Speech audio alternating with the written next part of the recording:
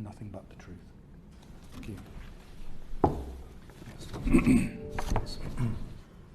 I, Simon Thompson, do solemnly, sincerely and truly declare and affirm that the evidence I shall give before this committee shall be the truth, the whole truth and nothing but the truth.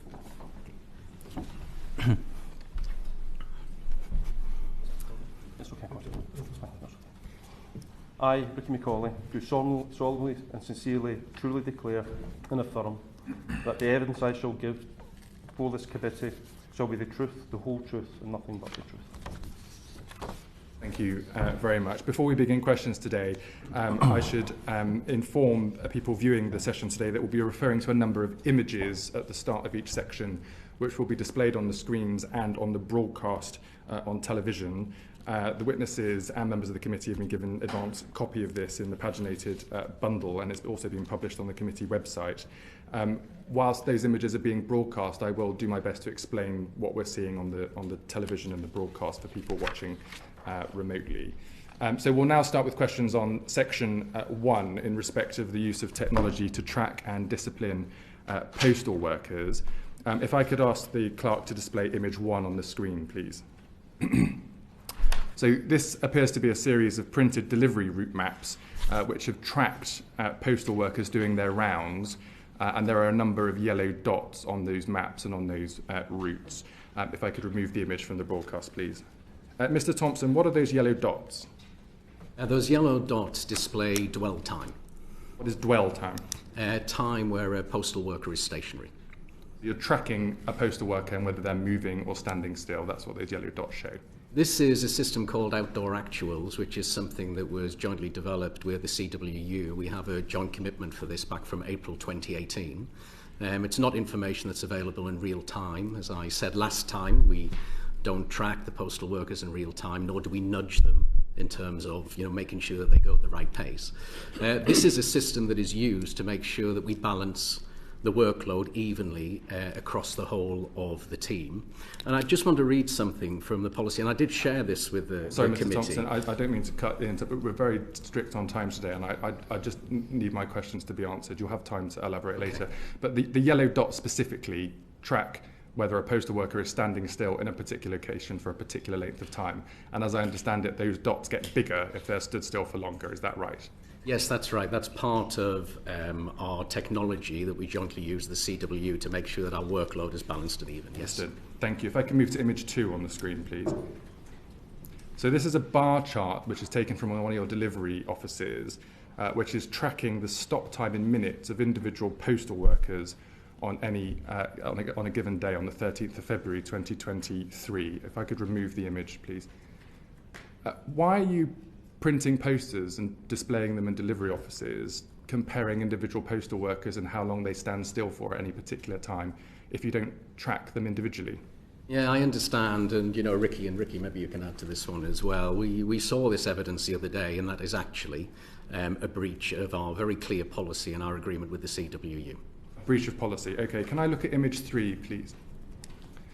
This is a photo of a whiteboard from another delivery office in another part of the country, which says, as per Tuesday brief, don't get caught, alongside a list of postal workers and the speed of their deliveries. Can I remove the image from the broadcast, please? Is this another rogue action, Mr. Thompson? This was actually displayed on Workplace a couple of days, our internal social media tool, a couple of days after the last Select Committee meeting. It's actually from Medway Valley down in Kent. We were alarmed to see that. It definitely breaches our policy, and I think anything on there that says, don't get caught is clearly not what we do, and I don't believe it's representative at all of what happens. I actually visited that delivery office along with our Regional Operations Director, Sean, around about 10 days ago after we saw that, to really understand why it was that it happened at a local level. Okay.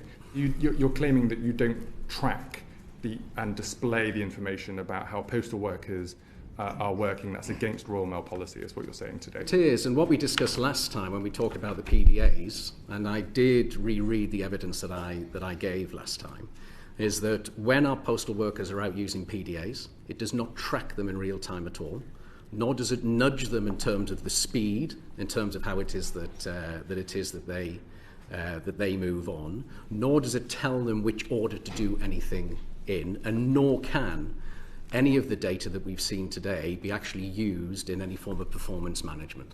Understood. If I could look at image 4, please. This is a post that you posted on your internal communications channel where you're analysing the data of the speed of delivery of postal workers across the country. And I think you're suggesting that people that work slower, walk slower, deliver things more slowly. And you've said any views, ? On this, and you were feeling curious about what it meant about the speed of your postal workers. Can I remove the image, please? If you're telling me today that you don't track your workers, why did you post that? I discussed it last time, actually, and I talked last time about our estimated delivery window. That is national anonymised data. The problem that we're trying to solve for the consumer is that our delivery windows are somewhere between 3 hours and 4 hours. What the consumer wants to do is not wait in or not go out in terms of having to pick their item up. That is an initiative that we've been working on to see if we can get a situation where we can reduce that window so we can actually be more market competitive.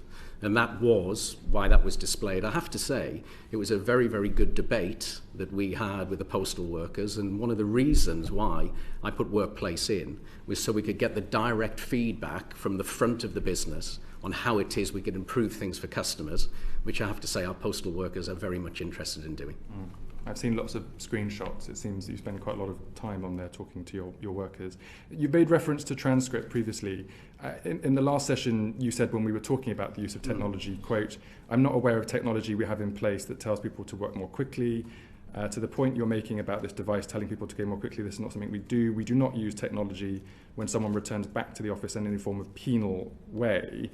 And I take your point that in real time it might not be buzzing saying run more quickly, but I think it's quite clear based on the evidence that you are using technology to encourage people to be more quick and to rank them against their colleagues about who is and isn't the quickest at delivering their letters. And we've had written testimony from postal workers across the whole country. So far today you've said there have been a number of rogue delivery officers, but I have testimony literally covering the whole country. I mean, there's someone here from Nottinghamshire.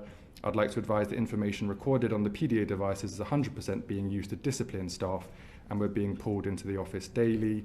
I've got a message here from a delivery office manager who says PDA data is available to all management levels and is used to discuss postie performance. Managers down the ladder are questioned whether performances have been challenged. The names are requested to ensure challenges are progressed through conduct if repeated.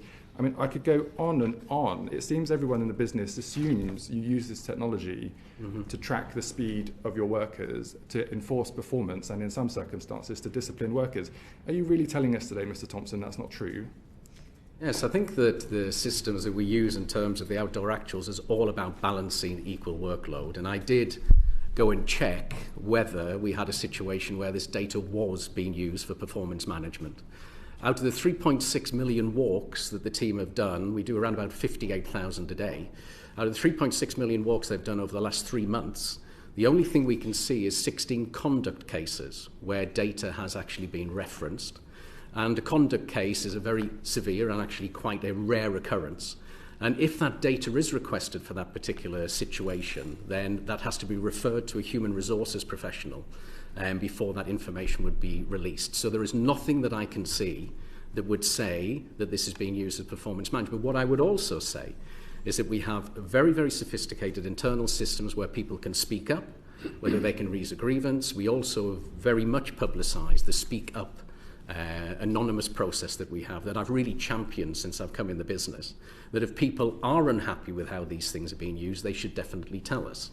Now, on the outdoor actuals, what we use it for, and this happens every single week, is a communication and a relationship between the CW rep and the manager to make sure that there is a balanced workload across the team and that everything is fair. That is what it is designed to do. Just put yourself in the shoes of a postal worker, Mr. Thompson. You're coming into the delivery office. There's a poster on the wall. It ranks you against your other colleagues. There are whiteboards saying don't get called. I've got another testimony here from a 56-year-old postal worker who says that on several occasions his manager's spoken to him about not being efficient enough compared to his colleagues. He makes the case he's 56 and probably can't go as quickly as a 20-year-old. And this is another potential case of age discrimination. You used a phrase earlier where you said you use this technology to balance What did you say? Balance workload. To make Balance workload. What does that mean? Actually, Ricky, maybe... Ricky, don't mind, Chair, in terms of the detail. So we use the information we get from the PDAs. It's by agreement with the CW back in 2018 to make sure that colleagues have, as Simon has said, fair and balanced workload. In a typical delivery unit, and just to expand on a word lapsing, you'll probably see it in some of the evidence. Typically, they'll be set with a base number of routes, maybe 50 routes in a delivery depot, but at certain times of the year, you'll need more or less than that. And we do use the PD Outdoor actual information as one source to understand where people are finishing before the schedule finish time, or perhaps working over and need some work taken off them. But it is about balance and fairness. And so if you found somebody that's too slow in your balance, what happens?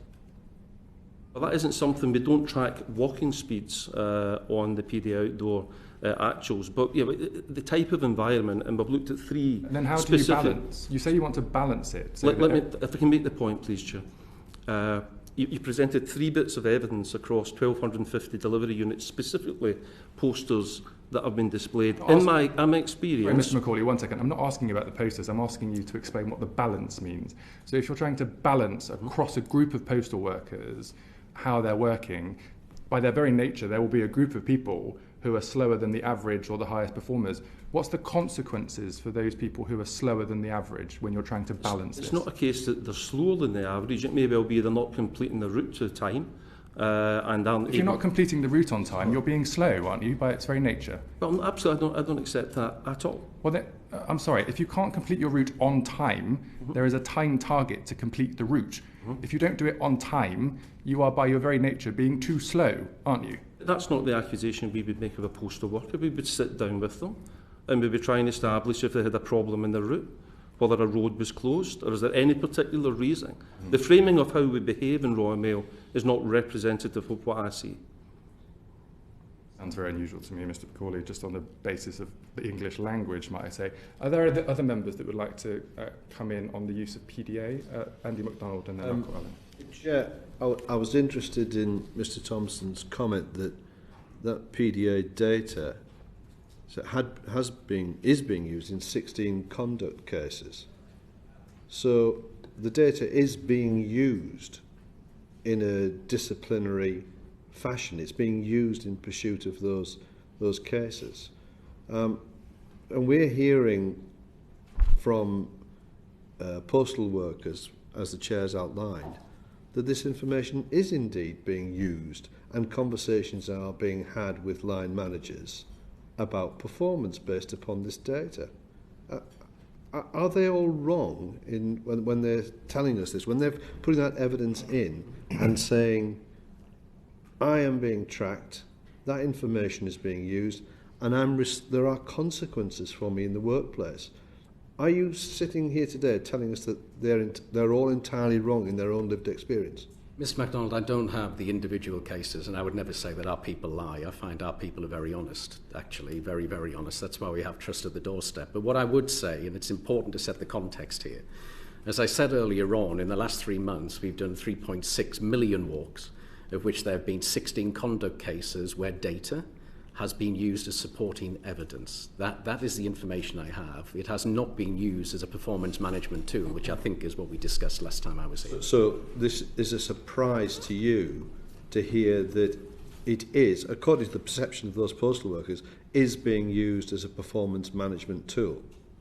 If you'd accept, presumably, as Chief Executive, you would find that alarming and want to do something about it. So what actions have you taken subsequent to this information being revealed to instruct people that this data should not be used? Have you enshrined that in writing? Have you given instructions across your organisation that we can see and rely on?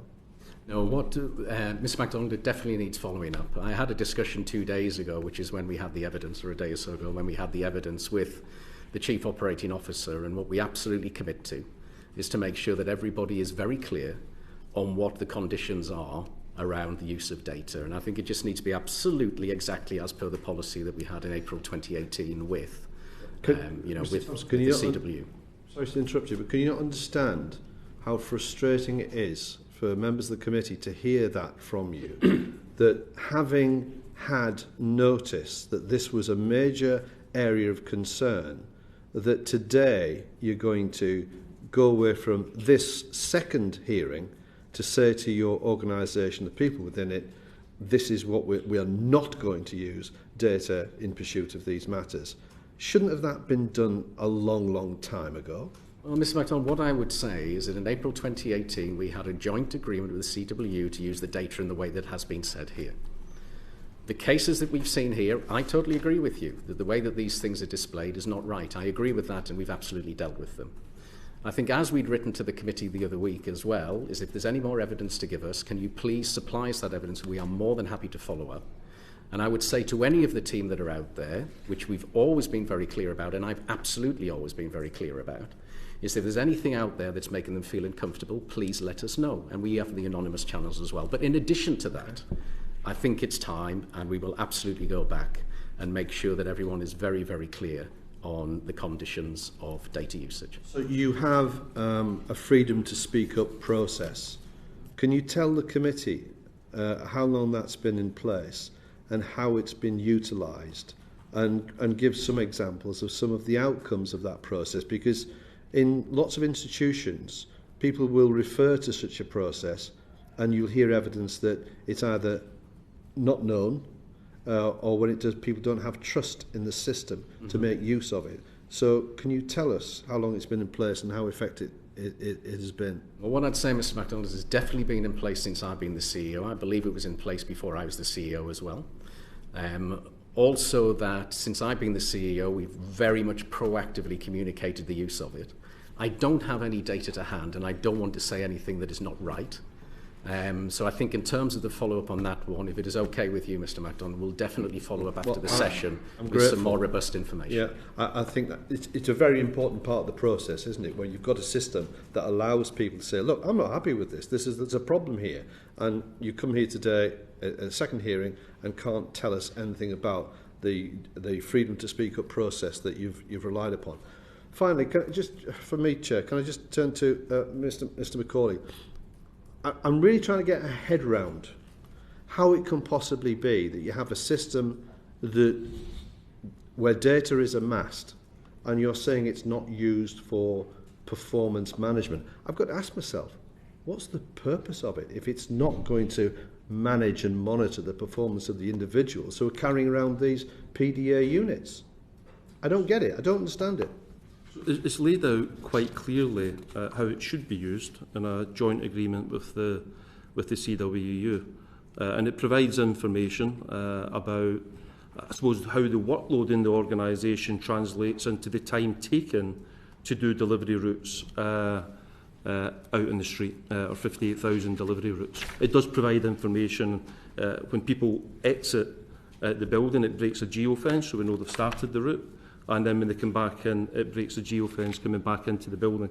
All that's laid out in the joint agreement with the CWU. But I think the important point I want to make, and there are some examples of where I don't approve of what's been shown, in the 3 examples that have been shown, but I have to challenge firmly the generalisation of the culture that we're trying to create at Royal Mail. We try to create a supportive culture, where postal workers get the support and help that they need.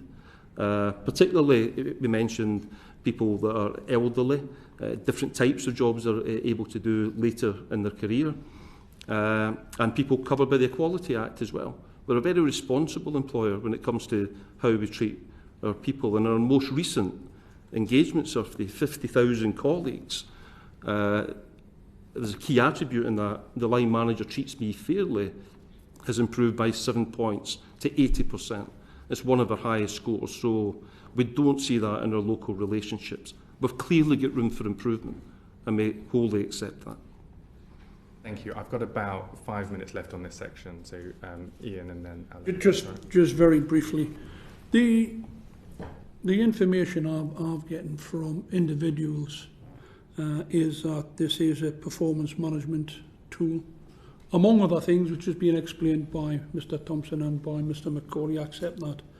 It's been mentioned 2 or 3 times that this is a total agreement with the CWU. I wonder whether the CWU have they've made any representations to the Royal Mail with regard to the PDA. And I know that Mr. Thompson said he didn't recognise what the PDA or the PV, I think it was, the last time, which I think was very contemptible because he knew what we're speaking about. But I wonder if the CWU have made any representations. And the second point I would make, just to be very, very quick, is that in the questions from the chair, it was said that there was been at least 2 breaches of policy, I think probably at regional level. What does that mean? Have you got rogue management? Are you under control of the management structures you have in place? Or is that just simply not the case? If you've got proper structures in place, surely as senior leaders within the Royal Mail, you'll have a clear understanding of what's happening with your staff. If you haven't, by goodness, you should have, shouldn't you? Mr. Lavery, a couple of things from my side. I didn't know what PVA meant last time, just to be nice and clear. I was not being difficult or swerving. Not true. I'm sorry, Mr. Lavery, we'll just have to have a different point of view on that one. But I absolutely know what it...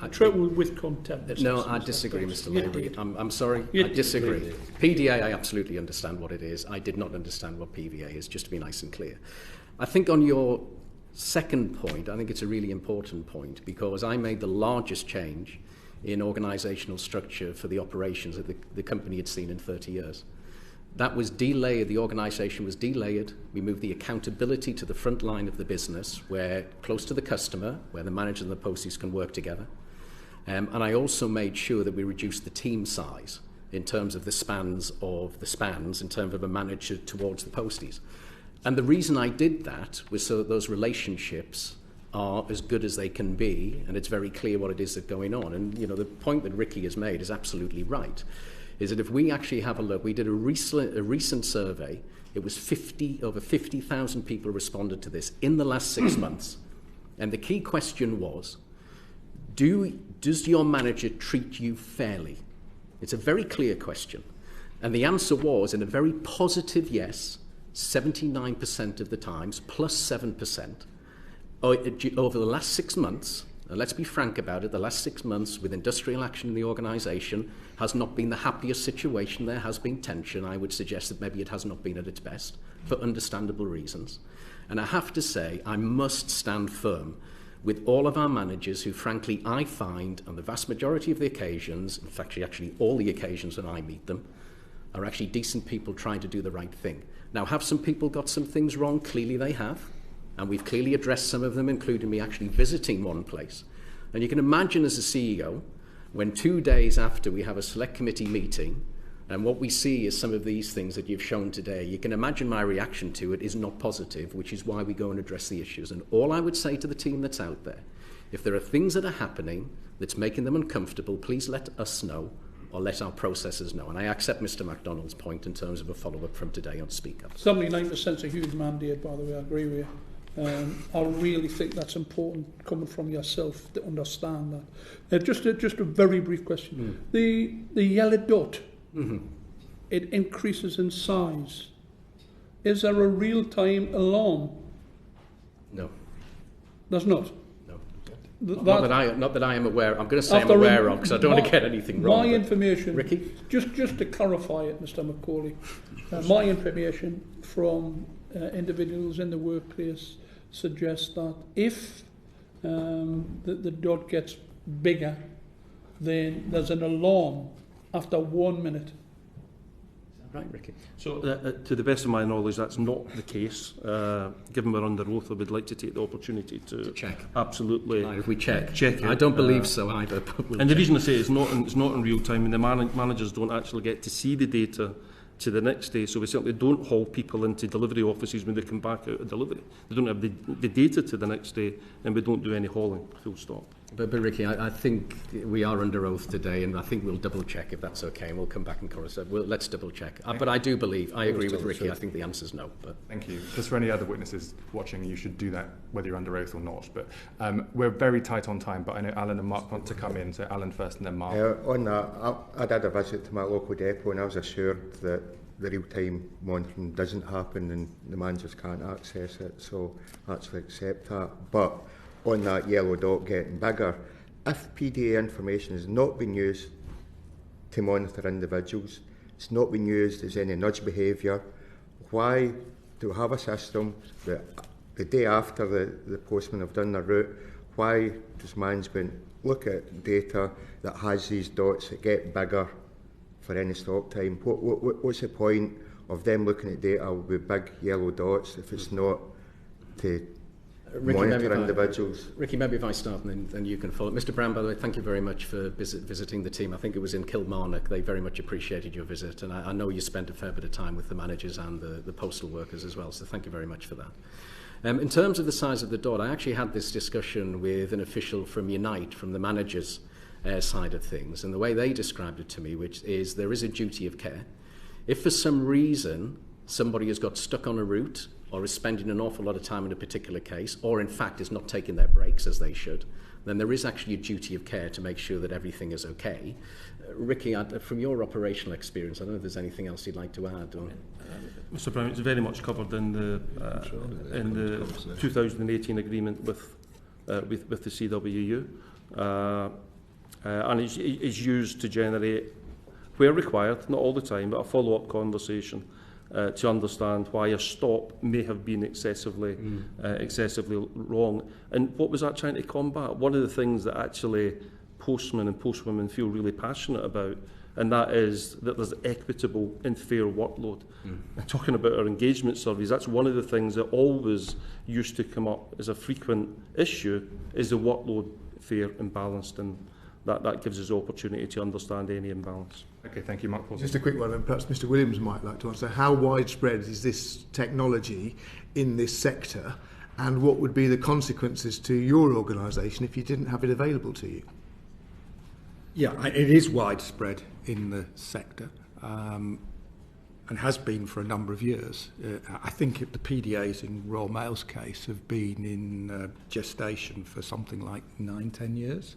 To get 2007, 2007, I think. Keith. So the technology's been around a long time. Can I just add one comment on just stepping back? There's actually a 5-stage process here for resolution of issues with PDAs or anything else. There's a weekly meeting between the rep and the manager. There's a monthly meeting through the agreement, I think. Then there's the trust survey, which Mr. Thompson spoke about, which is the 50,000 people who input into how do they feel about their manager, and that score is increasing. And then the board gets involved at 2 additional levels. One is what's called employee voice, where the board goes directly to the workforce to ascertain if there's any issues that are affecting the workforce. So that's direct engagement from board to workforce. And then the last one is Speak Up survey, which is a sort of common practice in companies, where people, if they have an anonymous complaint to make, or any complaint to make, they can make it anonymously without management involvement. Would your business be less efficient and less able to compete without the data that this provides? Oh, certainly. Look. We don't go anywhere near as far as other companies do in this respect. Look, and I think I was involved a little bit on the agreement on the PDAs, and my recollection of it is what we agreed with the union. It wouldn't be the sole usage of information for disciplinary purposes. That was the conversation I had. Okay, thank you. We're now going to move on to section 2, where we'll be talking about the obligation on Royal Mail to deliver letters 6 days a week, or what we refer to as the Universal Service Obligation, or the USO. Mr. Thompson, Ruth Edwards asked you a number of questions about this on the 17th of January, and she asked whether it was Royal Mail policy to prioritise parcels over letters. And you said, quote, "No, that is absolutely not true." And you went on to say, quote, "Our policy is very clear that letters and parcels are equal." Do you stand by those answers? Do. Can I have the next image displayed on the screen, please? This was the poster I referred to in the last session, which showed that letters were being deprioritised compared to track items, special delivery and parcels. If I could remove the image from the screen, please. Since then, you've provided the committee with a letter from 2 of your employees at the Gloucester North delivery office, where they say that this was a poster they had done, they'd put it up, it was an error, it was only up for 15 hours, and it was to do with health and safety, not with real instructions about prioritising letters or parcels differently. You stand by this submission? I do, and just a little, just to add a little bit more, Chair, if you don't mind, is really that... I just want to know if you stand by this, that it was a one-off rogue poster. Absolutely. That is. I thought that Shane and Peter came forward and were very clear that that was their poster and it was not something that had been done centrally, and they had done it based on the circumstances in the Gloucester North delivery office. Okay, thank you. I'm now just going to refer to a number of images before I then come back to questions. So if I can show image 6 on the screen, please. This is a typed up version, I think, of the same poster from a different delivery office in a different part of the country, which essentially deprioritises letters before tracked items and parcels. If I could go to image 7, please. This is another version of a poster that's been typed up and attached to a rack in another delivery office in another part of the country, which says if you're unable to complete letters, you can do it the next day and you've got to focus on tracked and special delivery items. Image 8, please. This is a script for managers to read out in their huddles on the kind of delivery office floor from another part of the country, which essentially says the same thing. Image 9, please. This is a pop-up whiteboard that was from another delivery office in another part of the country, which said, do not prep one letter unless you're basically taking everything else first. And the next image, please. This is another version of a written version of that poster from another delivery office in another part of the country that says the same thing. And I think, is there another image? Yeah, and this was a set of instructions that were given in another delivery office in another part of the country that says mail is to be delivered at a minimum every other day. If I could stop broadcasting the images, please. Are all of these rogue posters, Mr. Thompson, or do you not know what's going on in your business? No, not all of them are rogue posters, and when I answer the question, I answer it again. Our policy is absolutely clear that letters and parcels have exactly the same priority. Why are there so many posters in delivery offices all across the country that say the complete opposite of what you've just said to the committee? No, I understand the question. Of course, what we see here is what happens on days of industrial action, where we have to take a different policy and something that is actually being discussed with Ofcom and also something that we publish on our website. On days of industrial action, our reality is if we don't have maybe around about 100,000 of the team actually in, the reality is we cannot deliver our normal standard of service and have to take some different choices. And that is what we have to do, and that is what you're seeing. But if it's all right with yourself, I think, Ricky, you were involved with these discussions around what we do in industrial action. Just before I invite days, Mr. McAuley to come in, I just want to say to you, Mr. Thompson, we've also been sent video footage and audio recordings of discussions between managers and postal workers, of huddles on the delivery office shop floor, not just during periods running up to or during industrial action, but over many, many months, with a delivery office manager saying to the postal workers in a particular office, look, we've breached the USO for 3 years in a row, just do as I tell you. You've got to take out the tracked items and the parcels first. If you haven't got the capacity or the time to deliver the letters, do not worry about it. So I just want to ask you a very specific question, Mr. Thompson, reminding you that you're under oath today. Do you know whether there are verbal briefings cascaded through the business that require your managers to tell your postal workers to deprioritise letters? Do you know that there are verbal briefings cascaded through the business with that instruction, yes or no? I'm not aware of that as a policy at all. You're not aware. Mr. McAuley, are you aware? If I could expand, because I think I asked you a question. Are you aware that there are verbal briefings being cascaded through the business that tell postal workers to deprioritise letters, yes or no? In case of industrial action, yes. Before industrial action? On the day of industrial action Before and in recovery. Before industrial action? Well, industrial action has been going on for 6 months, and prior to that we had a global pandemic that impacted the business for 18 months.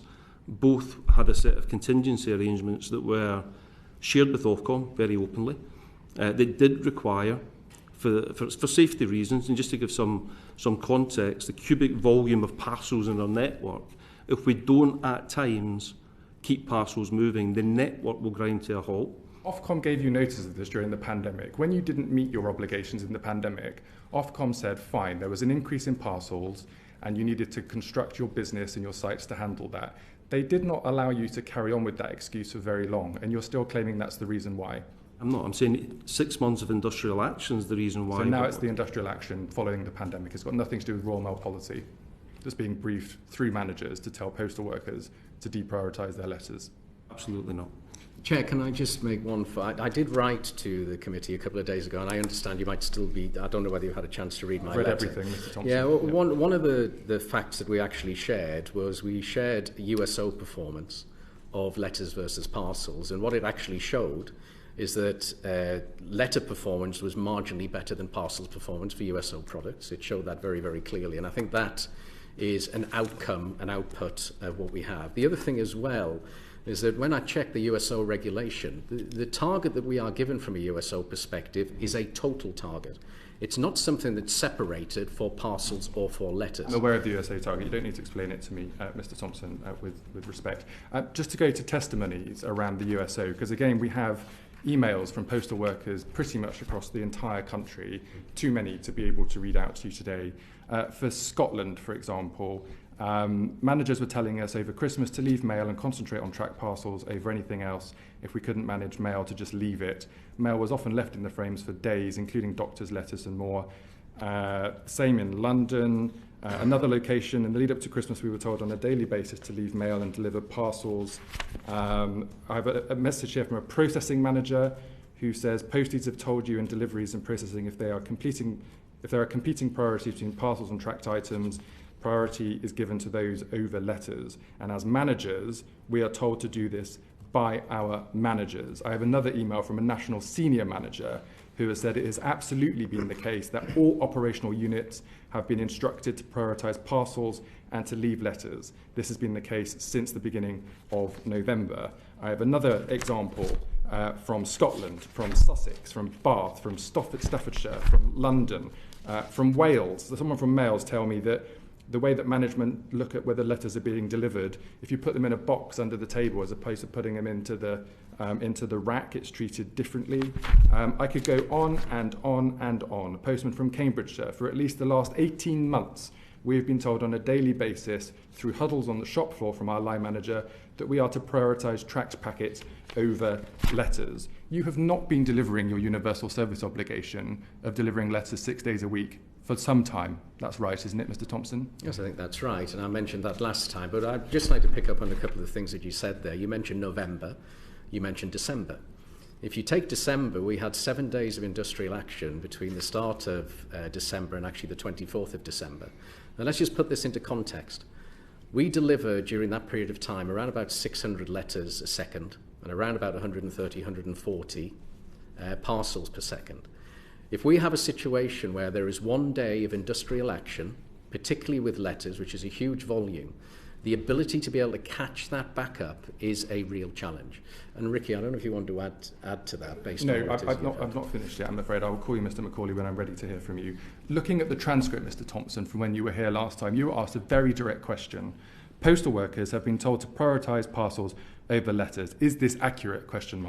You said to this committee, no, that is absolutely not true. Today, you're saying it is true, aren't you, Mr. Thompson? It's not our policy, but in realities of industrial action, we have to apply a different policy. You're recognising that what you told the committee last time was inaccurate. No, I think it's the context. When I was asked last time, what I heard was, is there a policy of doing a different set of... And the answer is no. And I think what we see in the numbers here for Q1 and Q2 is very clear that actually our letter performance is slightly ahead of our parcels performance, and that is the factual reality of the outcome in terms of the customer piece. What I should have been clearer on is that at moments of industrial action, when we have that mass disruption, then there is a different application of policy, which we actually publicise on our website and also discuss with Ofcom as well, which is an operational reality, which Ricky has also referenced. The problem was that you weren't listening to the question as opposed to misleading the committee with your answer. Is that what you're telling us today? I heard a different context. You heard a different question? A different context. That's your answer. I mean, it's quite remarkable. I mean, Mr. Williams, whether it's on the use of PDA and the way you discipline workers or rank workers against each other, whether it's on the verbal briefings very clearly cascading through the business, telling postal workers to do something, and then coming to this committee and telling us that that's not true, are there really that many rogue managers and postal workers dispersed through the entire Royal Mail network going against company policy, or is all of this just a sham? Well, if you look at the size of Royal Mail, it's 115,000 workers, so it's it can fill Wembley Stadium. How many rogue managers do you think you have? How many rogue postal workers do you think you have? The thousands of emails we've received since the last session telling us the way things operate in your business, and all of you are telling us today that they're all wrong. Well, all I can go by is the evidence that I see, and on the feedback that I see from 50,000 people, is that those 50,000 people, the trust score in their manager has increased. I'm not asking you about the trust in their manager. I'm asking about Royal Mail's delivery of the universal service obligation. Surely, as chair of the board, as a board, you should have grave concerns about this state of affairs. So, between March 2020 and August 2022, Ofcom accepted that the quality of service would not be ideal. They accepted that because absence at Royal Mail was running at anything up to 18.1%. So 1 in 5 workers was absent. Yeah. So Ofcom accepted during that period that the quality of service would not meet its target. After August 2022, that has now disappeared. And we look at quality of service as a board, every board meeting, every week even at the moment on quality of service, given the industrial action. Sure. I've spoken to Ofcom, and Mr. Thompson, I'll just come back to you here to just check what your obligations are. And they've said to me that if there's any failure of Royal Mail to offer a 6 days per week letters delivery service, any failure, that is a breach of the USO. There is clear evidence today, and I think you've admitted it, that you've not been able to deliver the 6 days per week letter delivery obligation. You've blamed the industrial action for that, and previously you blamed the pandemic for it. Ofcom have said that if there's evidence of a systemic failure to seek to offer 6 days per week letter delivery service, that is a breach that requires investigation and potential enforcement. I'm putting it to you today, Mr. Thompson, that there is a systemic failure because you have verbal briefings going through your managers to your postal workers repeatedly over many, many months across the whole country that says, do not worry about delivering your letters for 6 days a week. Do you recognise that, yes or no? As I wrote in my letter, Chair, it was very, very clear as I wrote in my letter, and I gave evidence, including communications from myself. On March 2022, I wrote a column in the Courier magazine that was sent to every employee's home that made it very, Mr. Thompson, clear. I'm not asking you about a column that you wrote in a magazine. I'm asking you whether you recognise that the fact that managers through your business are verbally cascading briefings to postal workers to not worry about letters being delivered every single day for 6 days of the week, that by its very nature is a systemic failure because it is a system-wide failure. I'm asking you whether you agree with that, yes or no. We do everything that we can to make sure... Do you agree with what I just said, yes or no? Can I, just for clarity again, Chair, just so that I'm clear on the question so I can answer it clearly, please. Is there a systemic failure, a system-wide failure, at Royal Mail to deliver letters every day for 6 days each week because there are verbal briefings cascaded through the business that tell postal workers not to worry about delivering letters every day for 6 days a week? That is a system-wide failure. It is a systemic failure. It is therefore a breach of your universal service obligation. Do you recognise the system-wide failure that is currently taking place at Royal Mail? I totally understand, based on the Not understand. Do you agree with me, yes or no? Our USO performance has definitely not been good enough. Do you agree with me that it is a system-wide failure, yes or no? It's hard for... I'm sorry, Chair, and I can see that you're getting frustrated with it. I'd like you to answer the question. I can see you're getting frustrated with it. I do not recognise those briefings. I understand during... You disagree there's a system-wide failure. You disagree with that? No, we are definitely not achieving USO, and as I've said in correspondence and said around this committee many times, that it is my commitment to make sure we're doing better, and I would like to say that what I've seen recently is we are definitely doing better. Okay, we need to move on. Are there other members? Alan Brown, please. Just on that prioritisation, so again, visiting and hearing firsthand, it was made crystal clear at the Commandant Depot that the policy is, if a run's not going to be completed in time, parcels must be delivered, letters returned, and the letters delivered the next day. Now that can be argued that's just a 1 day delay, but that's a policy that's operational day in, day out, not just because of industrial action, not because of the pandemic, not because of any, that's standard procedure. So surely that's coming from top down. So if I could comment on that, Mr Brown, what you're referring to is a contingency plan. And it's not just a day of industrial action or 7 days over the month of December. It takes a number of days to recover, and everything that you've referred to is in the documents that I personally presented to Ofcom about how we would manage the industrial action. If you're not prioritising, why is a contingency? Yes, we get the parcels out, the letters come back, the letters that could be doctor's appointments. So in the contingency arrangement, and as I explained, the sheer volume that the parcels take up in our network, if we don't keep parcels moving, we grind to a halt, and we would need to shut the door at the front end. And we don't want to do that to our customers. It would damage a lot of the e-tailers that rely on Royal Mail, who have no choice at that time of year. In such an instance, if we can't get all the letters completed, the next day you would cover the route that hasn't been completed. But that is a contingency arrangement, quite different to what Simon's referring to in terms of the business as usual policy. Why is it understood to be the day in, day out process rather than just a contingency? That's not my understanding. If there's a specific piece of evidence, I'm happy to look at it, Mr Brown, but that's not my understanding of how we operate on a day-to-day basis. And on this, the contingency and saying can't have parcels building up, what's to say in terms of local capacity, whether there is room for some parcels to come back to the sorting office and the letters go out? Why is it blanket, it's parcels that are prioritised over letters?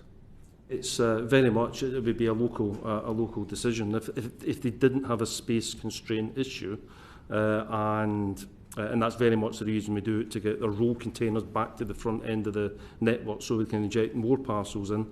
But if it's not a space constrained issue, then we would expect managers to use local judgment on that point, and to find a good balance in contingency to keep everything moving. Obviously, you said there was a contingency and you're calling it a contingency, but where in your contingency is it left to or made clear that there's local, local assessment, local judgment can be used rather than what seems to be the top-down contingency that you're calling it parcels must be prioritised? Well, is there any guidance given to give leeway? Should we be based on space constraint in the unit, the sheer volume of parcels on hand and due to be fed into the unit? We've got 1,250 delivery units, and they all recover at a different rate. 12,000 colleagues worked during the last strike, so in fact many of the units operated as normal and recovered very, very quickly. So every unit is uniquely different, and what we try to give is guidance that's applied locally. Back to it seemed to me that was day in, day out policy, not one-off contingency for catching up. Okay, thank you. Mark Pawsey, please. Mr Thompson, when you gave evidence last time, you said at in answer to the Chair's question 31, you said, what I'm focused on, as I said before, is changing the business so we can compete in the parcels market. Now, that's a choice you've made. You'd like to compete in the parcels market, but you've got a statutory obligation to deliver 6 days a week. Isn't the evidence before us that you can't do both? You've got to do one or the other.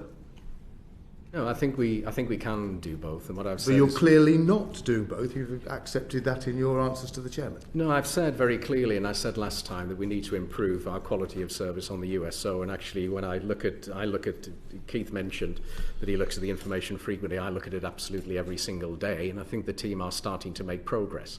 But the other thing that we do need to understand is the context of our reality. If I take the first 9 months of this year versus the first 9 months of pre-pandemic, our letter volumes are down 1.8 billion items, around about £400 million less revenue. 50%, over 50% of our business is now parcels.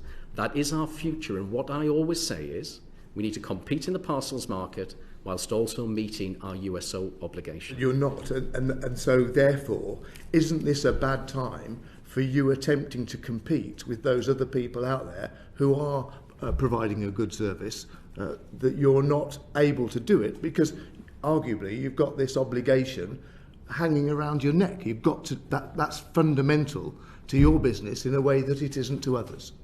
Yes, that is true. We do have a different context, and we were clear, and I did discuss it last time, that if we look through the eye of the customer, what our customer is asking for is a 7-day parcel service to and from their doorstep, and a 5-day. Please excuse me, Mr. Pawsey, I don't want to speak over the top of you because that would be really impolite. If you don't mind, if I can just finish, is that they want a 7-day parcel service to and from their doorstep. That is more of our revenue now. That is the growth in the market, but on letters.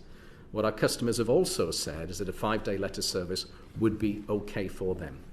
That's not the universal service obligation to correct. which you are obligated right Yes, now. we And so are. therefore, my question to you, isn't this a bad time for you to be seeking to make this change within your organisation because you haven't got the capability to do it? I don't have a choice but to make these changes. Obviously it's a daily challenge to manage a business which is in decline, and also to compete with some competitors that do not have the reality of the USO and the parcels market. That is a challenge. But I have no choice but to compete in the parcels market, because if I have a situation as a leader of this business where I do not grow this business in the parcels market, accepting structural decline in letters, then frankly that's less jobs for my team. And my job is to have more great jobs for the team. I don't have a choice, Mr. Pawsey. I have to do both, and it is challenging. Okay, thank you. Andy McDonald, please. Thanks, Chair. Mr. Thompson, you used the phrase context of reality. I'm not quite sure what that means. I'm just interested in reality and in the truth of these situations. We have seen endless numbers of pieces of evidence that show that universal obligation was not observed. Are you saying to us that that is not correct? There hasn't been a system-wide failure and that hasn't happened? I think over the last few months with industrial action during peak, USO performance has definitely been challenging. We will be updating or releasing our results for Q3 very, very soon, actually in the next week or so. So there is some derogation from compliance with the USO. We've heard from Mr. McAuley that there are, was it 1,250 delivery units? Yes. And it's up to them and their localities to decide on priority. So these posters that we've seen, these instructions have emanated from those sources. Where is the document that governs this? Where's the guidance from head office, and where is the derogation from Ofcom? So, Sam, you happy if I take that? So, Mr. McDonald, what we operate during the industrial action is a national control centre, a regional control centre, and then more local control centres. Prior to industrial action, all the managers attended a workshop to take them through the details of what our contingency arrangements are. There's elements of that contingency arrangement our competitors would love to get their hands on, parcel competitors in particular. So it is not widely circulated or shared, but we did take all of the management team through workshops to get consistency in how we apply the contingency arrangements locally. As I said, the only time where we do, in exceptional circumstances, prioritise parcels over letter is where there's an absolute necessity due to space and getting containers back to the front of the network, so we don't need to close the Don't want to stop your flow, but where is your evidence that the evidence that we've seen obtains only in reference to strikes? How confident are you that that is the case and it doesn't apply out with periods of industrial action? I think we have the evidence. It'd be good to get the locations and the whereabouts of that. I don't know if we get that subsequently to the committee. It'd be very helpful. None of them said due to industrial action X, Y and Z. That was a setting out a prioritisation of parcels over letters. No reference was made to industrial action. We've had industrial action for the last 5 months, so I don't have the dates of the evidence or where they've came from, other than the ones that have been given the specific location. If we can get that, then we're happy to follow up. And as Simon said, from the point of view of the committee, if there's more we need to do to make sure everybody is very, very clear, then it's not for us to interrogate this. It's up for you to be able to respond to these things and have the information available to yourselves, not for us to give information about your own organisation back to you. Isn't that not the case? Or are you totally out of control of your own business? I would say we are at all, no. We recovered very quickly from the industrial action, so I think your contingency plans worked well. Ian, did you want to? No, I'm fine. You're okay. I mean, as I say, we can't share the video and audio evidence that we had because it's too difficult to get consent from everybody in those videos and audio recordings to be able to do so. But there are delivery managers in delivery offices saying to their workers that you've all knowingly been in breach of your universal service obligation for years. Not a matter of months or due to industrial relation, for years. And that seems to be quite well known. I mean, Mr. Williams, I just want to ask about some of the incentives that you've structured from a board level from your remuneration committee and how that relates to this issue, because there's been some suggestion that by incentivising certain things over other things, that's why understandably managers and senior managers are prioritising that. I mean, when I looked at the long-term incentive plan, we talked about this last time you were here, Mr. Thompson, this is for 2020 to 2021, the various measures for bonus payments and share, I think, shares being awarded, are total shareholder return, UK operating profit, UK parcels revenue, money made at GLS and cash flow at GLS as that relates to the GLS board and chairman. But for Mr. Thompson here, it's just parcels, profit and shareholder returns. There's no mention of compliance with your legal obligations. Why is that not in the incentive plan? So that's the long-term incentive plan that you're looking at, and we can discuss that in a second. That's the question I'm asking. Yeah, why is it not? So it's in the short-term measures. First-class quality of service. Yes. Which is given a weighting of quality. 7. Yeah, and that is because at the time we were looking at quality of service, we were in the period of COVID in terms of measurement of quality of service. I don't understand why the delivery of the USA was not incentivised in the long-term incentive plan. Try me again. Why is it not in there? Why is the delivery of letters in line with the USO not included in the long-term incentive plan? It's because the long-term incentive plan for Royal Mail, and we can come to it later on if you wish, is really around the transformation of the business. The letters aren't important. No, and it goes back to Mr. Porcy's point actually, and I was going to make it, is letters are very important to Royal Mail because... Only in the short term? No, well, in the long term as well. Why is it not in the long-term incentive plan? Let me explain. Please. Can I answer both points? No, I'd like to answer my question, Mr. Williams. You've not explained why you've taken an active decision to write off, to exclude letter deliveries and the USO from the long-term incentive plan. It suggests that either it's not a priority. Let me finish. It's either a suggestion it's either not a priority or you hope not to be obligated to deliver it in the long term. There must have been a rationale for not including it in the long-term incentive plan. We have the obligation. The reason it's not the reason of the balance in the long-term incentive plan is Mr. Porcy's point, which is if you look at the business is transforming out of a letters where at privatisation we were delivering 17 billion letters. Today we're delivering about 8 billion letters. That is because e-substitution is acting to reduce the volume of letters, and it has been since privatisation, by about 8% a year.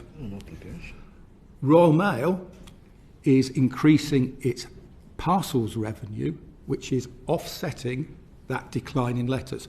Customers, who are crucially important to this, customers want more parcels. And they're sending less letters. I understand. So your argument basically is, for the long-term survival of the business, you've got to get the commercials right, and the commercials are being driven by parcels, not the legal obligation to deliver letters. No. The legal obligation. So under the legal obligation is that over the past years, on second-class delivery, we've always met second-class delivery, except during COVID, and we were given an exemption from Ofcom. On first-class delivery, we've missed on 3 occasions. Yeah, on 3 occasions since privatisation. And to Mr Thompson's point is that's something that we will work on post the current industrial action. Okay. What I'm trying to understand is that normally in a long-term incentive plan, you put the kind of business's long-term goals and objectives to incentivise your people to deliver on them. So you've taken the decision, you've explained why letters are not included in the long-term incentive plan. I can therefore only assume that you recognise it's a legal obligation and you just have to, it's kind of business as usual, you have to comply with it. So if that's the case, given that we have heard today that you've been in breach of that legal obligation, it's not an issue about bonus, is it? It's an issue about the core performance of your senior leaders. I mean, they're in breach of their own performance requirements, right? That core performance is impacted in the short term by industrial action and in COVID. I'd have to say I'm not particularly persuaded that there's a theme to your answers today, gentlemen. There's a theme, which is we have rogue posters, we have rogue managers, we have isolated incidences, we've got a global pandemic, we've got industrial action. It's everyone else's fault. Everyone else's fault that there are all of these problems. Nothing to do with me, Gov.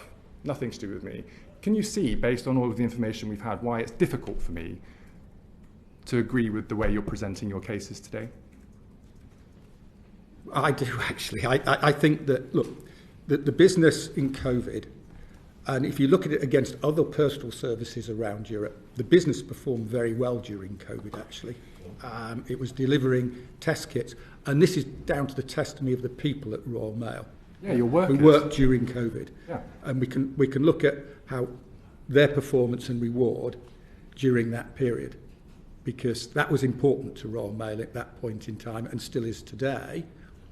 So during COVID, the business, relative to other European postal services, actually performed very well.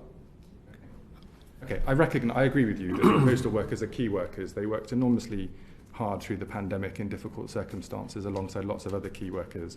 So I just want to move now on to sick pay policy. In the hearing on the 17th, Mr Thompson, you said to us, for the first 3 days of absence in any year, you would get full pay. That's no longer the case, is it, when it's before, during or after industrial action? Royal Mail policy now is to assume that you do not get paid unless you prove otherwise, that in your view, someone was sick enough.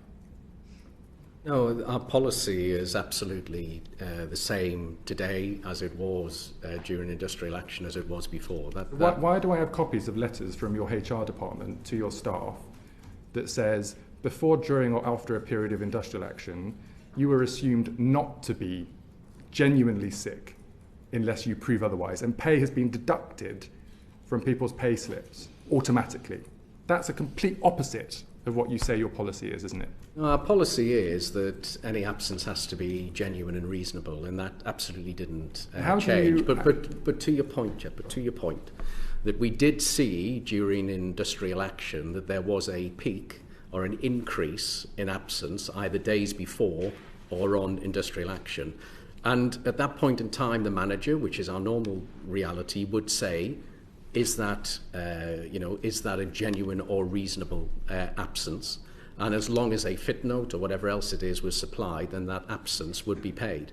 We had around about 10,000 absences during that particular period of time. And at the moment, we have around about 350. The team will double validate that number, but I think it's around about 4%. Where people are challenging the fact that they didn't get sick pay, and that will go through the normal processes that we have. But I just want to set the context. I think it's important to set the context that out of 10,000, there is a question of around about 350. Cool. You say that a worker would need to present a fit note. Where do you get a fit note?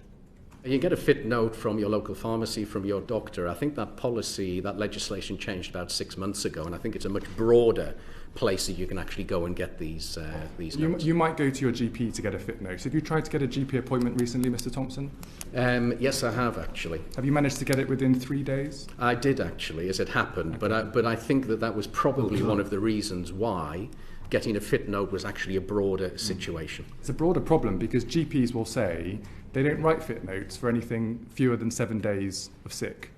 And you're asking people to, one, get an appointment with a GP, two, get something that they're not normally willing to give, and three, to do that in such a timely fashion that they can get the pay when they get paid. I mean, you must recognise that this is very, very difficult for your workers to achieve. This is just a way of being mean to them, really, isn't it? No, I disagree with that. And as I said, we have around about 4%, around 350 or so outstanding questions which will go through the normal process that we'll put right. But that is 350 out of around about 10,000. Okay. You know, around about 10,000. I think it's important context. I think the other thing as well is that having a look at our sickness policy versus the competition and versus what is the norms of the industry, it is a fabulous policy. I understand. It's fabulous policy. You made that point last time, but I just want to focus on this issue because this was the testimony you gave to us last time, that for the first 3 days of absence in any year, you will get full pay. And I'm telling you today that we've had evidence that that policy is not being implemented. So can I just ask, if one of your workers has been off and the only way they can prove they've been genuinely sick enough to be off is to get a fit note from a GP, if they can't get an appointment with the GP or they can't get a fit note, how else do you think they should prove that they were genuinely sick enough to get sick pay?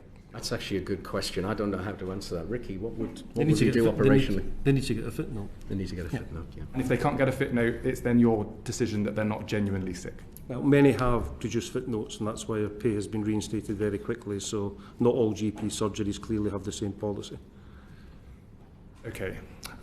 We've got about half an hour left, so what I'm going to suggest to members is I'll give you all 5 minutes and you can ask whatever questions you like, whether it's about sick pay or broader questions. Chair, can I just, on the issue... Very briefly, if you like. Very briefly. A couple of minutes. We've got evidence to show that, you know, with regard to the sick notes, that a young woman with mental health problems had her pay stopped by Royal Mail. And she had to use food banks. She's got 2 kids. She's got severe mental health problems. And we also have seen that disabled workers have had their workloads increased without any review. We've seen reasonable adjustments being removed without consultation. And as a level 2 disability confident employer, how do you explain this? I'm not aware of those cases, Mr. Lavery. It would be very good if you could provide the information so we can look at that. That's been your answer on lots of things today. You're not aware of this, you're not aware of that. This is happening without your knowledge. This is happening on the shop floor, man. This is happening to disabled people. It's happening to people who need assistance in the workplace, and yet you just basically shrug it off, saying that it's not happening. Mr. Lavery, I haven't Excuse me. I haven't shut that down. And you know, you're claiming that it's not the majority of the workforce. These are people who need help from their employer, and they're having their pay stopped. They're having to use food banks. It's not good enough, man. Okay. I agree. Right. Okay. So each member will then have 5 minutes to ask questions on anything they wish. And Mark Pawsey, you're up front. I just want to go back to the point that Mr. Williams was making really earlier about the way the business is changing, and you gave us some statistics on the decline in letter business. Where do we go from here, I suppose, is my question. Do you anticipate a continued level of decline in letters in coming years? And do you see, I think you've already made approaches to reduce the frequency of letter delivery from 6 days to 5 days. Do you see that continuing to be pushed back to, we're going back to 4 or alternative days? And how effective do you think you're going to be in competing in the parcels business? Yeah, so on letters, to your point on letters decline, it was always envisaged that actually at the time of privatisation letters were going to decline. At that point it was put at between 4 and 6% per annum. That's accelerated to about 8% per annum.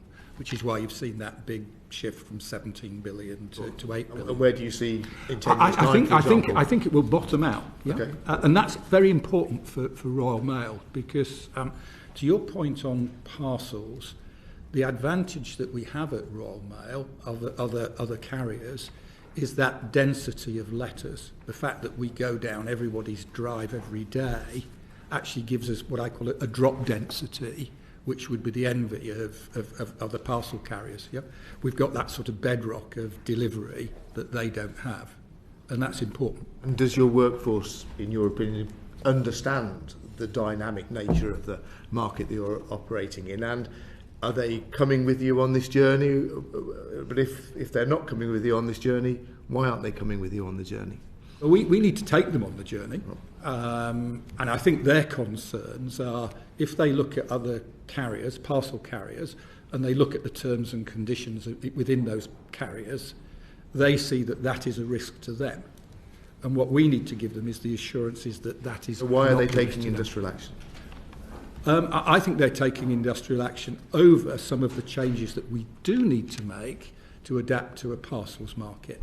And I'll give you an example, which is most people shop online in an evening and they expect delivery the next day. In some instances, we're not constructed to do that, because that's not what letters were designed. Our design on letters was trying to do. So what we're trying to do is to reshape the business into being able to deliver parcels. But my question is, why aren't you able to persuade your workforce that that's the way things are going, and that's the change that needs to be made? Because clearly one of the reasons why you're not delivering for customers is that you've been in dispute with your workforce. Yeah, I always put this down to, the difficulty is not in shaping new ideas, it's taking away the old ones. Yeah, so we're full of lots of ideas, but actually transforming the business into that change has been a problem at Royal Mail, in all honesty, ever since about 2015. As the parcels markets accelerated, we have not adapted Royal Mail to that market. Well, that's not my question. My question is, what work are you doing to bring the workforce with you in this change that you're describing as necessary? I'll let Mr. Thompson comment directly, because this is part of the whole communications tool within Royal Mail. Yeah, all I can do is, as a board level, is actually try and, from our perspective, to bring our people along with that change, which I do through. So, Mr. Thompson, Mr. McAuley, why aren't the workforce buying what you're selling? Yeah, I think some of the changes that we need are disruptive to people's working lives, and I think we just need to recognise that. So back to Keith's point as he made, we've spent £900 million in the infrastructure so that we can compete in the parcels market, and that's all being done. But if you take a midnight order, which usually has to get into our system somewhere between around about 3:30 in the morning for delivery the next day, what that actually means is that what we need from around about, at this stage, 3,000 to 5,000 of our team is to start their working day at around about midday and probably work through to the end of the day. The average length of tenure with our employees is 17 years, which is a great thing because they've got a brilliant relationship and they understand the business great. But what we're asking them to do is make quite a change for some of them in terms of that change. And it's the same with Sundays. In terms of Sundays, it's a growing business for us. At the moment, we've got about, half of the team covers that duty. The rest is actually temporary workers. We would much prefer to have the core team doing that. So I think what I recognise as the leader is I totally understand that these changes are quite a change for people's working patterns, and we have to keep talking and we have to keep explaining. Now, when I'm out and about, and I'm out and about in the operation an awful lot, is I actually think our postal workers are really smart. I think they totally understand what's going on in the market, and they totally understand that later on in the evening or on a Sunday they can see other people's vans doing the deliveries. I think they get that. I think they really do get that. They're very market alive. But of course, to make that change for them is actually quite a big change. And I think, the challenge for myself and Ricky and the rest of the senior team is to explain this in a way so that we all understand that these changes means that we all have job security for the future. The bit that I worry about is that if our current workers do not follow the work, then that by default means they have less work. And I don't really feel we've fully established this. And are you asking them to do too much too fast? Well, again, Mr. Posey, it's a real challenge for me as the CEO, because if I actually had 10 or 15 or 20 years to change this business, I would spend 10 or 15 or 20 years to change this business. But that is not my reality. And the competitors are getting stronger and stronger and stronger, and the clock is ticking, and we need to make sure that we compete quickly and we start growing this business so we can give everyone the job security they want, because the alternative scenario is not a scenario I want as a CEO, because I don't think that's good for anyone. So if I had longer, I would take longer, but I do not have longer. Okay. Thank you. Ian Lavery, please. Well, thanks very much, Chair. You just mentioned the job security issue, that job security that people want. Are you not already said that you're going to make 10,000 people redundant? No, what we said is that we'd need to make a reduction of 10,000 FTE back in October, of which between 5,000 and 6,000 would be through voluntary redundancy. We've also been very, very clear that we will make no compulsory redundancies. And the other thing as well, Mr. Lavery, is what we've seen during this period of time, a combination of reducing agency workers, managing overtime and also attrition. Based on what we can currently see, we don't believe that it will be 5,000 to 6,000. We believe it will be less. But of course, the scenario we really want to be in, back to Mr. Posey's point, is growing in the parcels market so we can actually be growing our team, not in a situation where we're shrinking. There's loads of questions that can be raised on this, Chair, and obviously we haven't got the time, but the understanding and the discussions I've had with different people is that that's still on the table, still compulsory redundancies on the table. I don't know if it's been part of the negotiations, but people feel very much as if you're trying to change the business. You're bringing the white man van sort of situation in, hiring the vans and getting rid of loyal Royal Mail employees. Far from it being a situation where you're trying to secure employment, I think you're trying to do the opposite. But this from again what I've heard, it's like corporate anarchy here. One department doesn't know what the others do, and senior leadership are saying it's happening in the region. It's corporate anarchy.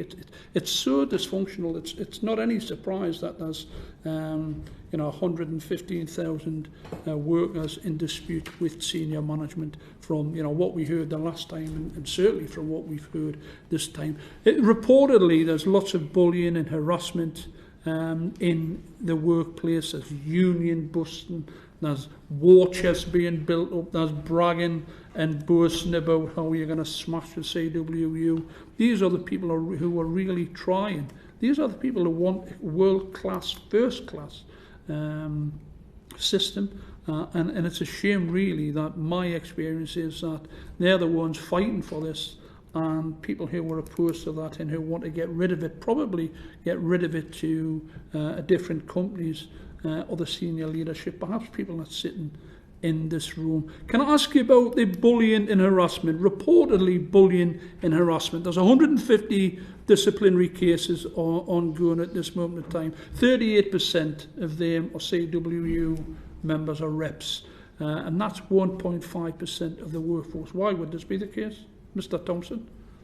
Well, the information I have is that from industrial action, we've got around about 375 disciplinary cases overall. There was around about 130 of those are from CW reps. What I would also like to say is that during industrial action, the vast majority of the picket lines and the situation, people have behaved impeccably, I must say. Of those 135, there's only around about 50%. So there were around about 260 cases that were brought. So only 50% actually got us through to the disciplinary phase. My understanding is, of the 135, there's around about 38 where there's been some form of disciplinary action that has been taken. But what I would say, Mr. Lavery, is that we have all of the appeal systems in place. We are actually in discussion with the CW at this particular point in time. And we have said to them that if there's additional information that's available that needs to be put towards some of these cases, then we would be more than welcome to hear it. But I have to say, and I've been on the public record of saying this as well, is that some of the behaviours we've seen, and this is not just CW reps to be nice and clear, on the picket lines have not been things that have been acceptable, and they have to go through our disciplinary process in a very, very fair and even-mannered way. It looks very much as if it's discrimination. Do you recognise the term Gold Command and Silver Command and Bronze Command? Yes, I do, actually. What do you want to explain that very briefly? Yeah, sure. During industrial action or any form of crisis, we do have a situation where we implement a crisis management system, which will deal with issues on industrial action days that actually goes through a process. I will actually sit on the Gold Command at the senior part of the organisation as well, so that we have decision making in a very structured way during times of when things are not normal. And have you ever intervened personally in any disciplinary hearing? In a disciplinary hearing, no. Because we've got evidence to show that you have. Well, An email to the fact that you've actually intervened in a personal capacity with an individual.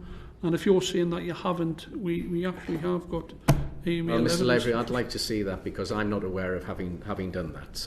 So you're saying that you haven't personally intervened not in my memory mind, but if there's something that's saying no, it's different, you're backing yourself each way again here. You say, like you've done through the whole of the last hearing and this hearing, you're backing every horse in every race, saying not to your recollection. I'm asking you a simple question, and you would know if you've intervened in a single case or any other case. You would know that as like the chief executive. I, as a chief executive, do absolutely not make any decisions in relation to people being, whatever happens in a disciplinary hearing. I do not make those decisions. They are made separate from me by a human resources group. You were saying before about what this fantastic mandate you had from 50,000 people. What about the fantastic mandate the CWU have had, the recent ballot? I think it was suggested that you were wanting to test the resolve of the workforce. Does the emphatic ballot result, the turnout of 77.3%, the yes vote 95.9%, does that answer your question with testing the resolve of the workforce? Look, I think it's clear that with that ballot result that came the other day, that that we need to find a way of making sure that the team can embrace the change. And what we'd like to do, and we're working that again this week, is making sure that we, that we get an agreement with the CWU. And back to your point that you mentioned earlier on, Mr. Lavery, when I came in as the CEO first, and I think my first ever presentation to the market was in May, and I think I started around about the January time. When I went and did that presentation, I actually had Terry Pullinger, who was actually the representative CW at that point in time. I actually sat him around the table with me in my very, very first presentation to have a different approach where we worked with the CWU to actually take the business forward. It's a real personal disappointment for me where we are actually in the situation that we're in. And just finally, it does appear, doesn't it? It appears to anybody that the people who are wanting that first class business in provision for Royal Mail parcels, letters, the universals, USO, etc. It's the people that are on strike, the people who are losing the money, who are like fighting the most for this world-class service that being provided from Royal Mail. And it looks very much as if the people sitting in this room today on the panel are the ones who are looking in the opposite direction. Why do you think it's the people who are losing money, who want this first-class provision, this first-class service? Why are they losing money and years are basically working against everything they're fighting for? Well, I think we all want the same thing. I think we all want to grow the business. And I think one thing that we're definitely aligned with the union on is the bit that's magical for us, which is that great trust at the doorstep and the fact that we go everywhere and that relationship we have with the customer. So I think that we're very, very much united on. I think we're very much united. I came to grow the business, as I said in my letter very clearly. At what cost? Well, if we don't grow the business, then there will be a bigger cost. So I think we all need to get ourselves focused on growing the business, and I said it in my letter, and I'll say it again here for the record. Royal Mail matters to me, it certainly matters to our people, and it matters to our customer. Now, we collectively need to find a way of growing this business and embracing the opportunity we have, because if we don't change, then the outcome is not going to be a good outcome. The difference is, of course, Mr Thompson, Mr Williams, Mr McAuley will move on to pastures new with a new company, whereby the people who are fighting, who are on strike now, rely on the Royal Mail for future employment for decades to come. Years will not, and you'll not be certainly asking for universal credit, because you'll get huge payoffs come what may. And it doesn't matter how successful you might be at Royal Mail in introducing and implementing what you want to implement, you'll all do very well from the business. Other people will not. That's the difference. Mr. Lavery, Mr. McAuley's done 36 and a half years in this business. I'm not criticising Mr. McAuley at all. We're going to have to accept that as a view, not a question, because of time. I'm so sorry. Andy McDonald, please. 5 minutes for questions. Mr. McAuley, do managers receive bonuses based on the volume of parcels delivered? No, they don't. They don't get bonuses. There's no financial incentive. To deliver parcels over letters, no, there's not. No. Thank you. Mr. Thompson, how many Royal Mail workers are agency and temporary staff? And it's around about 8% currently. It's 60% less than what we had during our peak period, and during our peak period of Christmas time this year was less than what we had the previous year. Have you got plans to increase that ratio? No, our plan is actually to decrease it. Well, you know, and one of the things that we really, really want, and I talked about it earlier on in terms of following the work. If you take a Sunday as a for instance, around about half of our Sunday is covered by our core team. The other half is covered by temporary workers.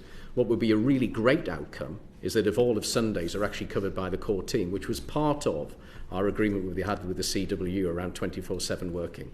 We want the core team to do the work, but what I'd also say, Mr McDonald, which is an important point, is that we have to follow the work, we have to be able to deliver the service that the customers want, and if our team don't want to do that I'm sorry to interrupt, I wanted to know whether you wanted to increase the numbers of agency staff and staff. You've said no, so I'm content with your answer. Can I move on the time it's available to me to ask you about sick pay, because you told us last time that the Royal Mail is in discussions about making some sick pay adjustments that would only impact on a small proportion of the team. Are there any active plans or discussions to change sick pay more broadly? The situation we have with, well, the first thing is we are in actually discussions and negotiations with the CWU, so these are contractual terms. We can change nothing without their discussion, which I think is a really important point. Were you in those discussions when you gave us that response? The response I gave last time, and I recommunicated in my letter, which I think you've seen as well, is that our current policy is 6 months full pay, 6 months half pay, and we discussed some of that topic earlier on. Our proposal at this point in time that needs to be agreed with the CWU is that the 3 days of the second absence would be at statutory sick pay. Now, the point I made last time was that the vast majority of the team only take a day or a day and a half sickness per year. So therefore, the vast majority of the team would not be impacted by this proposed change. Well, of course, but those people who had an illness or a recurrent illness are the very ones that are going to be prejudiced. So anyone with a second absence in 12 months would be subject to statutory sick pay under the proposals. Do you think that's equitable? Do you think that's fair? Well, for the first 3 days, but we do have a situation, if it is a long-term illness or it is something else that is really unfortunate, we do actually have the ability to make sure that that is not the case. The other thing I would add is very recently I went to a delivery office actually in Surrey. They had 31 walks. When I arrived there were 11 walks that weren't covered due to sickness. The reality around that is that I would suggest that it is almost impossible to deliver a quality of service, particularly on a USO letter product or whatever else it might be, if you've actually got nearly a third of the team that are absent. Absolutely. And so the 18% sickness rate that Mr Williams referred to, that tells you there's something very wrong at the heart of your business. That was it during COVID, just to be clear. But the rates that we're talking about now, Mr Thompson is talking about high levels of sickness absence. Doesn't that tell you something is wrong with your business if you're having high levels of sickness absence? Well, our current sickness absence rate is around about 8%. Pre-COVID was around about 5 or so percent. So we've seen a 50% increase from that. Okay. It is 2 to 3 times the industry norm. So I recognise that the sickness levels are higher than the norms, and these are. But that sickness level that's higher is in a smaller proportion of the team. That is not the vast majority of the team are a day or a day and a half a year. We're hearing from the CWU that people who ring in and report that they're sick, managers have told them that they risk losing pay if they call in sick. And that's a widespread problem. You talked about 350 workers being under that regime, but the CWU report there are 600 members who've made a claim against Royal Mail for unpaid sick pay. I mean, that is a pretty damning indictment, and all those claims are verified by ACAS and the CWU. Expects more to be submitted in the near future. Isn't that a damning indictment that those sick pay claims have gone unpaid? Well, Mr MacDonald, as I said earlier on, the information I have, and we'll validate it after the meeting, because I did check before I came in today, is that what we see is around about the 350 number. I don't recognise the 600 number. It may well be that they're still coming through the system. And that's why I said that 350 numbers are around about 4% of the total sick days that we've actually been paying out. In a couple of minutes I've got left, Mr Williams, do you have a view of the Royal Mail's last appearance at the Select Committee? And do you think Mr Thompson's appearance has negatively affected Royal Mail's reputation? I think Mr Thompson sought to give you the answers to the questions that you asked at that appearance. I think that in terms of, and you saw the CWU behind the screen, which you referred to, using it for the purposes of promoting the industrial action. And I don't think that's helpful in resolving the industrial action. Okay. Yeah. Is it right that you're chair both of IDS Royal Mail and of Halfords? I am indeed, yes. What's your compensation for both those roles?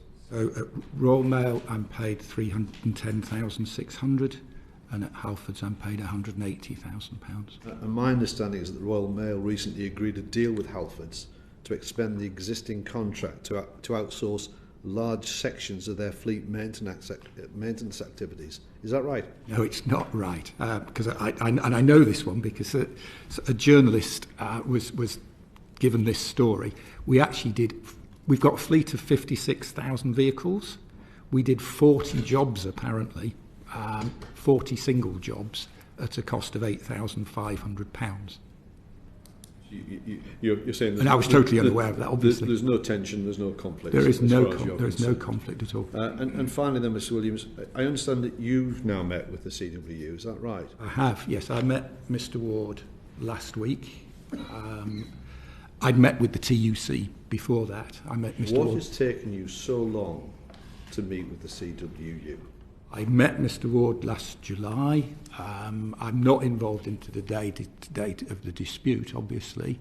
I have met Mr. Ward last week, and that was to outline the seriousness of the situation that we're in, not only for employees, but also for customers and the state of the business. And I'm hoping that through the intervention of Sir Brendan Barber, who's well respected at the TUC, and at ACAS, that actually there will be further talks in the next few weeks, which, given the seriousness of the situation, will be overseen by the board. Okay, thank you. 5 minutes. Alan Brown. Back to PDA and monitoring or not monitoring. It's explained to me that vans sitting idling for a certain amount of time would automatically result in a chat for management as well. Is that normal practice? Ricky? Yeah, it's information that comes from telemetry system. It's not coming from PDAs, and it's pretty commonplace in commercial vehicles to have telemetry systems, and we do encourage drivers not to idle. It's not great for the planet, it pollutes the planet, and if they're parked up, to turn the engine off if they're parked for a prolonged period. But again, those would be inquiries about what created the idling time and to get the engine switched off where we can. And we accept the argument about emissions, but it would be acceptable for guys to take a break with engine idling so they can actually catch a heat, particularly guys with health conditions, for example. Definitely, yeah, and if that was the explanation, that they were on a break and the temperatures were very cool and they put the heating on, then that would be very reasonable. You wouldn't expect follow-up chats after that?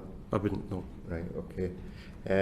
Mr Thompson, you gave it, the last time you were here, you spoke about going out and about with the postman. You mentioned actually being out in operational procedures today. Now, every single postie I spoke to expressed concerns about the PDA, and their feeling, you might disagree, but they're absolutely universal feeling that PDA has been used to monitor them, and it is a tool to manage performance, hence regular chats. So that was a unanimous feeling. So if you regularly go out with postmen, how have you not picked up on that concern that these posties have? It's interesting, Mr. Brown, because I have not had, I mean, I am out and about constantly, and I go everywhere unannounced. I jump in my car, drive myself, and I just arrive there unannounced and have the discussion. I have not, to my recollection, had a direct conversation with a postie on that topic. But what I would say is if I go out and about, I would ask them to come and speak to me about it.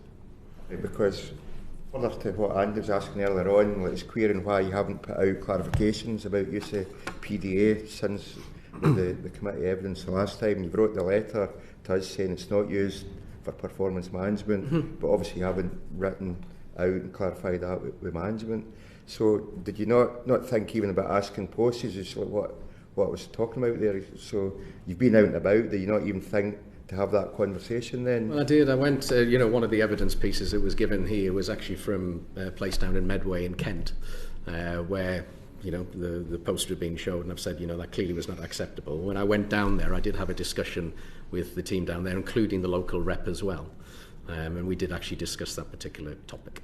And just in answer to question 76, the last evidence session, you'd explained that you're making sure that during industrial action, make sure that NHS letters were prioritised or separated. Yes.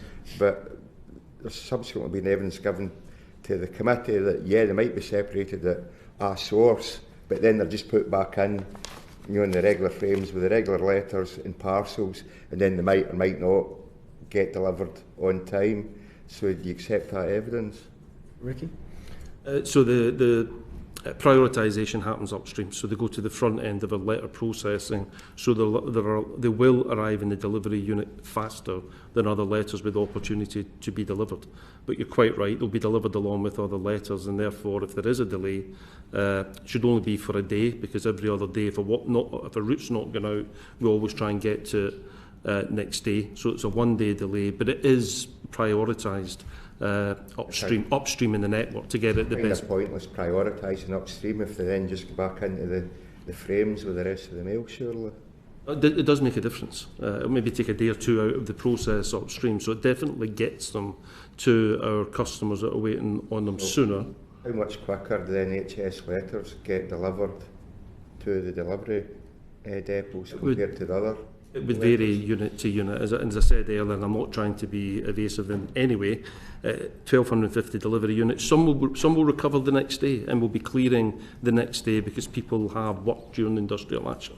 Others will take 2 to 3, 3 to 4 days to recover the network. The bulk recover within 3 to 4 working days. Some have got a tail, and that's where the regional teams will look to move resource about and support the earliest possible recovery. It's 3 to 4 days to recover the backlog, then the prioritised NHS letters still can be caught up in that 3 to 4 day backlog. Because what I said is that we would, if there's a part of a route hasn't went out, it would be covered the next day. That's a process. That's what we absolutely, and that's across the board then. Yes, that's the approach. Right. That'll be interesting. Thank you. That brings us to the end of our time and our questions today. Mr. Thompson, I had hoped that you might come here today to apologise for any misunderstanding, but instead you've said you misheard the question and you've blamed basically everybody else for the problems that we've presented to you today. Might I just politely suggest that good leadership requires some humility and your ability to bring people with you. How long are you willing for this situation to carry on at Royal Mail before you change your position to resolve it? Well, what I would say, Chair, is of course I apologise if there's been if I have not been clear, and that was my purpose of writing to you and coming back today. I want Royal Mail to be a great business. It's why I came. I knew it would be really, really difficult, and we are making some difficult changes. And I think we would all like a situation where everybody is pointing in the same direction and growing this business. That's definitely what I would like. But this is not an easy task. We are making changes that have been overdue for some time. There are some very difficult changes that we need to make. But what I'm focused on and what I'm interested in is growing the business so that the great team that we have can actually have the long-term job security that it is that they deserve. Now, unfortunately, that does mean at times that I am not going to be popular. But I think I'd be an awful lot less popular if I didn't put the changes in and let this great institution actually grow. Okay. Mr. Williams, one of the, I think, defining features of the nearly, I think I got through about 1,000 emails. I didn't get personally through the 1,500.